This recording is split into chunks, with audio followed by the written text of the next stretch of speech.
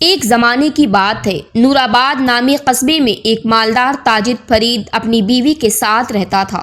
اللہ نے انہیں ایک ہی بیٹا دیا تھا، نعیم۔ نعیم بچپن ہی سے ضدی اور گھمنڈ میں ڈوبا ہوا تھا۔ چھوٹوں کو جھڑک دینا، نوکروں پر حکم چلانا اور اپنی بات منوانا اس کا معمول تھا۔ جب وہ جوان ہوا تو ایک روز ماں باپ نے نرمی سے کہا، بیٹا اب تمہاری شادی کا وقت آ گیا ہے، ہم چاہتے ہیں تمہارے لیے کوئی نیک سیرت لڑکی دیکھ لیں۔ نعیم نے ہلکی سی مسکراہٹ کے ساتھ جواب دیا، شادی تو کروں گا مگر ایک شرط پر، بیوی کو روز میرے ہاتھ سے 100 جوتے کھانے ہوں گے۔ یہ سن کر دونوں کے ہوش اڑ گئے، بھلا کون اپنی بیٹی کو اس شرط پر دے گا؟ کچھ دن بعد قصبے میں ایک اور تاجر اپنی بیٹی کے لیے رشتہ ڈھونڈنے آیا۔ کسی نے اسے بتایا کہ فرید کا بیٹا بھی جوان ہے۔ وہ ملاقات کے لیے ان کے گھر پہنچا۔ سلام دعا کے بعد جب رشتے کی بات ہوئی تو نعیم نے فوراً کہہ دیا، نکاح اسی لڑکی سے ہوگا جو روز 100 جوتے برداشت کرے۔ یہ سن کر مہمان کا منہ کھلا کا کھلا رہ گیا۔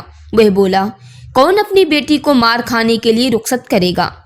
وہ یہ کہہ کر اٹھا اور گھر واپس چلا گیا۔ گھر پہنچ کر اس نے بیوی کو ساری بات سنائی تو بیوی نے کہا، بہتر کیا جو تم نے انکار کر دیا۔ لیکن ان کی بیٹی عالیہ یہ سب سن رہی تھی۔ وہ تعلیم یافتہ اور ذہین لڑکی تھی۔ اچانک بول پڑی، ابا جان میں اسی نعیم سے نکاح کرنا چاہتی ہوں۔ ماں باپ حیران رہ گئے۔ بیٹی یہ تم کیا چاہتی ہو؟ وہ تو تمہیں روز 100 جوتے مارے گا۔ مگر عالیہ ضد پر اڑ گئی، میرا فیصلہ پکا ہے، آپ نکاح کروا دیجئے۔ باپ نے لاکھ سمجھایا مگر وہ نہ مانی۔ آخرکار وہ دوبارہ فرید کے گھر گیا اور کہا، اگر جہیز یا دولت چاہیے تو ہم حاضر ہیں، شرط بدل دو۔ نعیم نے سنجیدگی سے کہا، نہ ایک پیسہ چاہیے نہ کوئی مال، شرط وہی رہے گی۔ مجبور ہو کر رشتہ طے ہو گیا۔ شادی کے دن بارات پہنچی اور عالیہ دلہن بن کر نعیم کے گھر آ گئی۔ سسرال میں اس کا خوب استقبال ہوا۔ ماں نے نظر اتاری اور دعائیں دی۔ رات کو عالیہ کمرے میں بیٹھی شوہر کا انتظار کر رہی تھی کہ نعیم آیا، جوتا اتارا اور بولا، سر آگے کرو، آج کے 100 جوتے باقی ہیں۔ عالیہ نے مسکرا کر کہا، دیکھیے 100 جوتے مارنے ہیں تو شوق سے ماریے، مجھے کوئی اعتراض نہیں، میں نے سب کچھ جان کر ہی آپ سے نکاح کیا ہے، سو ڈرنے والی بات نہیں ہے۔ لیکن ایک سوال کا جواب ضرور دیجیے، میرے ماں باپ نے مجھے جنم دیا، پالا پوسا، تعلیم دی، اتنا جہیز دیا، مگر آج تک ایک جوتا بھی نہیں مارا، آپ کس حق سے ماریں گے؟ وہ ذرا رکی، پھر بولی، آپ کی کمائی کا میں نے اب تک ایک گلاس پانی بھی نہیں پیا، جو کھانا ملا وہ آپ کی ماں کی محنت کا تھا یا آپ کے والد کے پیسے کا تھا۔ جب تک آپ کی کمائی سے کچھ نہ کھاؤں آپ کو یہ حق کیسے ملے گا کہ مجھ پر آپ ہاتھ اٹھائیں؟ پہلے کمائی تو کیجیے۔ نعیم کے چہرے سے گھمنڈ کی ہلکی سی پرچھائی غائب ہو گئی۔ بعد میں وزن تھا، چپ چاپ اٹھا اور والدین کے پاس جا پہنچا۔ سارا قصہ سنایا۔ فرید نے بیٹے کو دیکھ کر کہا، بیٹا بہو نے سچ کہا ہے، ہمارا پیسہ تمہاری 7 پشتوں کے لیے کافی ہے، لیکن یہ حقیقت بھی ہے کہ اب تک تم نے خود کچھ نہیں کمایا۔ یہ سن کر دل پر چوٹ لگی۔ اگلے ہی دن ارادہ کر لیا کہ اب اپنا کاروبار کرے گا۔ باپ بھی سمندری تجارت کرتا تھا، بڑے جہاز میں سامان بھر کر دوسرے شہروں اور ملکوں میں بھیجتا تھا۔ نعیم نے کہا، ابا ایک جہاز اور قیمتی سامان دے دیجئے، میں خود محنت کر کے کما لاؤں گا۔ فرید نے اجازت دے دی، کچھ سامان دیا اور بیٹے نے سفر بعد لیا۔ رخصت ہوتے وقت بیوی کے قریب آ کر بولا، واپسی پر اپنی کمائی سے تمہیں کھلاؤں گا پلاؤں گا، پھر ہر دن کے حساب سے 100 جوتے پورے کروں گا۔ عالیہ نے مسکرا کر کہا، ٹھیک ہے، جب لوٹ کر آؤ گے تو سر جھکا ہوا پاؤ گے۔ نعیم جہاز میں سوار ہوا۔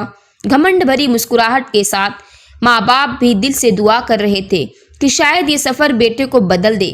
کئی دن کا سفر طے کر کے ایک بندرگاہ پر جہاز روک دیا، لنگر ڈالا، تھوڑا آگے شہر کی طرف نکل گیا۔ راستے میں ایک شخص نظر آیا، ہاتھ میں لاٹھی، ایک آنکھ پر سب پٹی بندھی ہوئی تھی۔ قریب آ کر بولا، اچھا اس بار تم آئے ہو، تمہارے والد نہیں آئے؟ نعیم چونک گیا۔ یہ کون تھا جو اسے پہچانتا تھا؟ بولا، میں نے تمہیں کبھی دیکھا ہی نہیں، صاف صاف بتاؤ تم کون ہو؟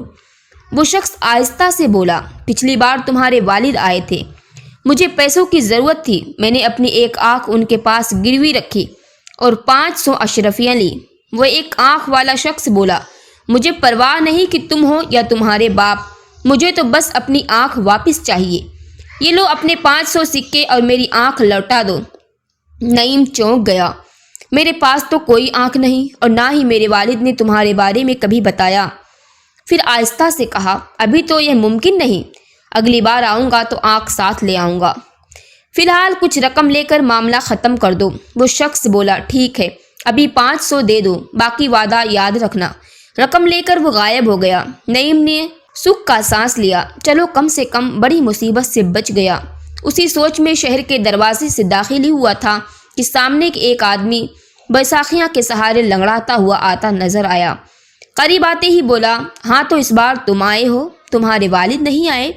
پھر تنزیہ ہنس کر کہا، بڑے تیز نکلے تمہارے باپ، میری ایک ٹانگ گروی رکھی ہوئی ہے تمہارے باپ کے پاس اور اب تمہیں بھیج دیا۔ نعیم کی پریشانی پر شکنے پڑ گئے۔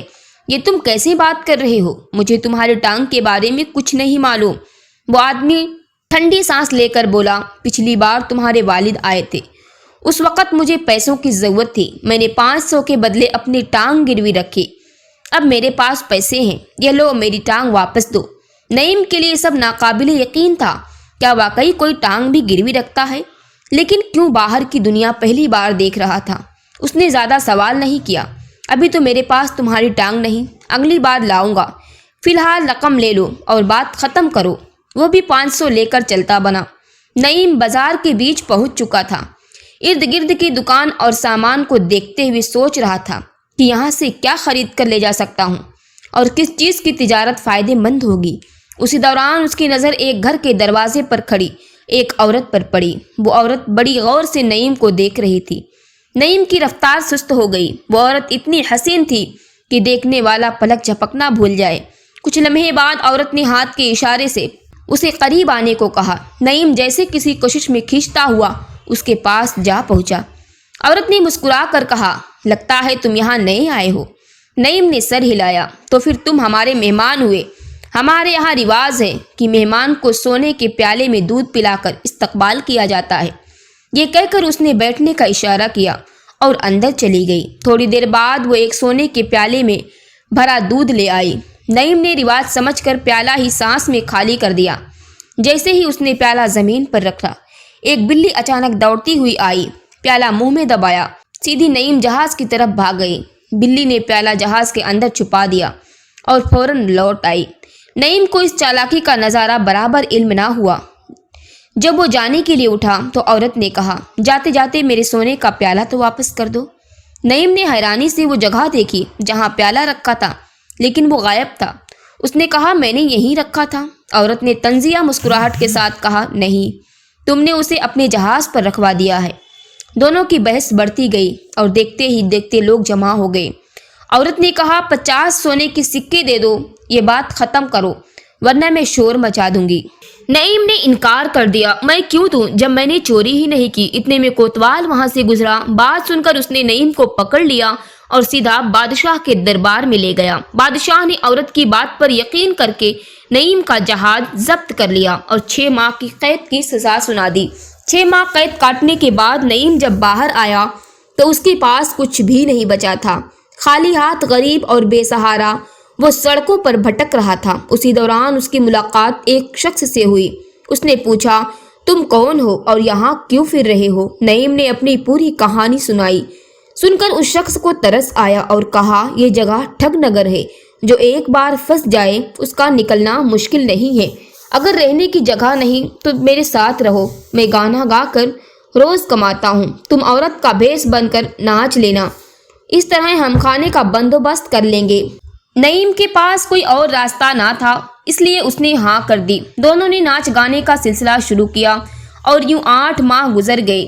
ادھر نعیم کی بیوی انتظار کر رہی تھی۔ 8 ماہ بعد بھی شوہر واپس نہ آیا تو اس نے سسر اور ساس سے کہا، میں خود جا کر ڈھونڈوں گی۔ سسر نے کہا، اتنے بڑے سنسار میں کہاں ڈھونڈو گی؟ اس نے جواب دیا، شوہر میری وجہ سے گیا ہے، واپس بھی میں ہی لاؤں گی، آپ مجھے 5 پانی کے جہاز اور تھوڑا سا دھن دے دیں۔ سسر نے 5 جہاز اور قیمتی جواہرات دیے اور دعا دے کر رخصت کیا۔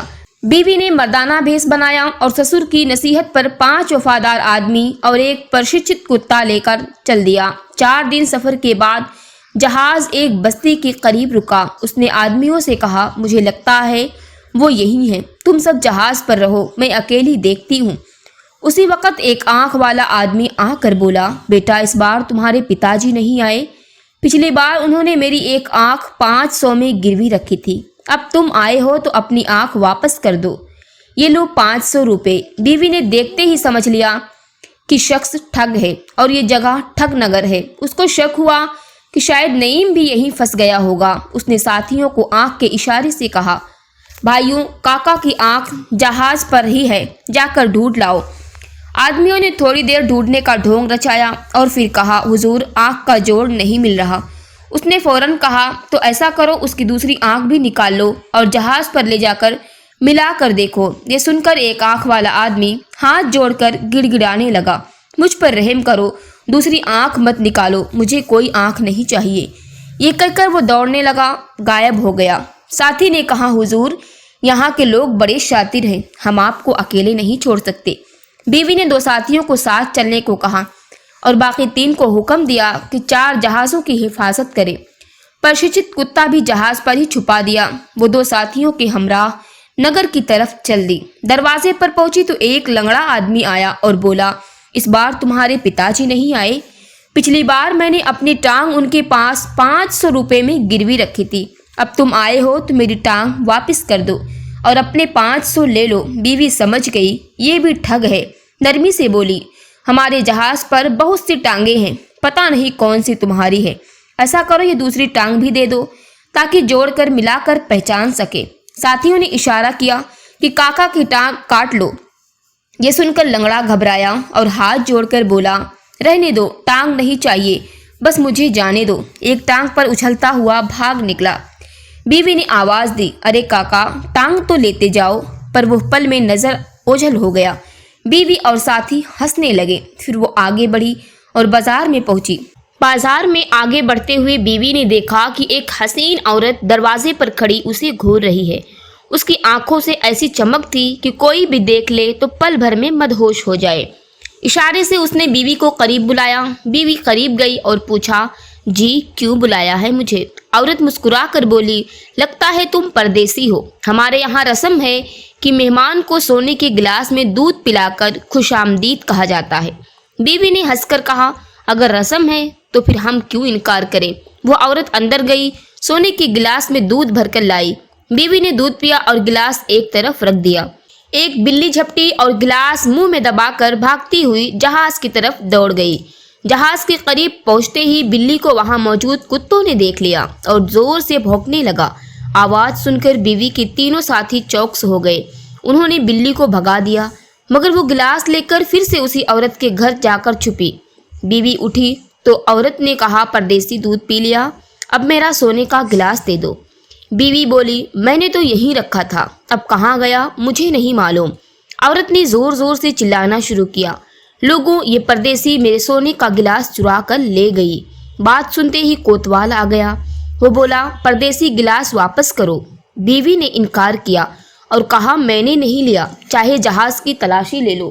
جہاز کی تلاشی لے لی گئی مگر وہاں کچھ نہ ملا۔ بیوی نے للکار کر کہا، اب اس عورت کے گھر کی تلاشی لو، ممکن ہے وہ خود گلاس چھپا کر الزام لگا رہی ہے۔ کوتوال نے گھر کی تلاشی لی تو پلنگ کے نیچے بلی گلاس دبائے بیٹھی تھی۔ یہ دیکھ کر کوتوال نے عورت کو گرفتار کر لیا۔ بیوی نے سکون کا سانس لیا اور پھر سے شوہر کی تلاش میں بازار کا رخ کیا۔ چوراہے پر ایک آدمی گانا گا رہا تھا اور اس کے ساتھ ایک عورت ناچ رہی تھی۔ قریب جا کر بیوی کے دل نے کہا، یہ چہرہ کچھ جانا پہچانا ہے۔ ساتھیوں کو اشارہ کیا، ان دونوں کو لے جاؤ۔ وہ لائے گئے تو گانے والا بولا، یہ عورت نہیں، یہ میرا ساتھی ہے، وقت کی مار نے ہمیں مجبور کیا ہے کہ اس بھیس میں ناچ گانا کریں۔ بیوی کا دل دھڑک اٹھا، یہ تو نعیم تھا، قسمت کا کھیل دیکھو۔ بیوی مردانہ بھیس میں اور شوہر زنانہ بھیس میں۔ بیوی نے پہچان لیا مگر نعیم نے نہیں۔ وہ بولی، میرے ساتھ چلو، تمہیں اس سے بہتر کام دوں گی۔ نعیم راضی ہو گیا۔ جہاز پر پہنچ کر بیوی نے اسے نہلایا، جنانہ لباس باکس میں رکھا اور مردانہ کپڑے پہنا دیے۔ نعیم کے چہرے پر خوشی چھا گئی، جیسے برسوں کا بوجھ اتر گیا ہو۔ بیوی نے کہا، دیکھو میں تجارت کے لیے 10 دن کے لیے ایک جہاز لے کر جا رہی ہوں، باقی 3 جہاز تمہارے سپرد ہیں۔ اگر میں واپس آئی تو 500 سونے کے سکے تمہارے اور اگر نہ آئی تو یہ تینوں جہاز تمہارے۔ بیوی نے جہاز کا سودا صاف لفظوں میں نعیم کے سامنے رکھا۔ 10 دن بعد اگر میں واپس نہ آئی تو یہ تینوں جہاز تمہارے۔ کھانے پینے اور رہائش کی فکر نہ کرو، سب جہاز پر ہی میسر ہوگا۔ نعیم کے لیے یہ ایک سنہری موقع تھا۔ اس کے دماغ میں فوراً حساب چلنے لگا۔ اگر وہ لوٹ آئی تو 500 سونے کے سکے، اور اگر نہ آئی تو تینوں مال سے بھرے جہاز میرے ہوں گے۔ اس نے بنا سوچے سمجھے ہاں کر دی۔ بیوی اپنے ساتھیوں کے ساتھ روانہ ہوئی اور گھر پہنچ کر اپنے والدین کو بتایا کہ وہ اپنے شوہر کو ڈھونڈ لائی ہے۔ گھر میں خوشی کی لہر دوڑ گئی۔ ادھر نعیم جہاز پر مزے سے دن گزار رہا تھا۔ 10 دن بیت گئے، پھر 12 اور بیوی واپس نہ آئی۔ اس نے سوچا اب یہ جہاز تو پکے میرے ہیں۔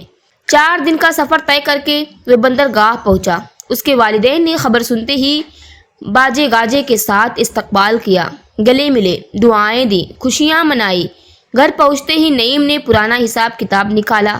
میں اتنے دن گھر سے دور رہا، ہر دن کے حساب سے کتنے جوتے بنتے ہیں۔ حساب مکمل کر کے جوتا ہاتھ میں پکڑا اور بیوی کے پاس جا پہنچا۔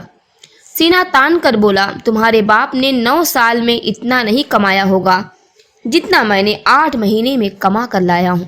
بیوی ہنس پڑی۔ نعیم جھنجھلا گیا۔ کیوں ہنس رہی ہو؟ سر آگے کرو، جوتے کھانے کا وقت آ گیا ہے۔ بیوی نے سکون سے کہا جوتے تو میں نہیں کھاؤں گی۔ نعیم غصہ میں جھنجھلا اٹھا۔ کیوں؟ اپنے وعدے سے مکر رہی ہو؟ بیوی نے تیز لہجے میں کہا یہ دولت واقعی تم نے کمائی ہے یا کسی نے خیرات میں دی ہے؟ یہ سن کر نعیم کا دل بیٹھ گیا۔ اسے سب کیسے پتہ چل گیا؟ وہ گھبرا گیا۔ بیوی اندر گئی اور ایک باکس نکال لائی۔ بکسا کھولا تو اندر وہ جنانہ کپڑے تھے جو نعیم نے چوراہے پر ناچنے کے لیے پہنے تھے۔ نعیم کا چہرہ لال ہو گیا۔ بیوی بولی جس سوداگر نے تمہیں اس ذلت سے نکالا وہ میں ہی ہوں۔ جن جہازوں کی نگرانی تم نے کی وہ میرے ہیں۔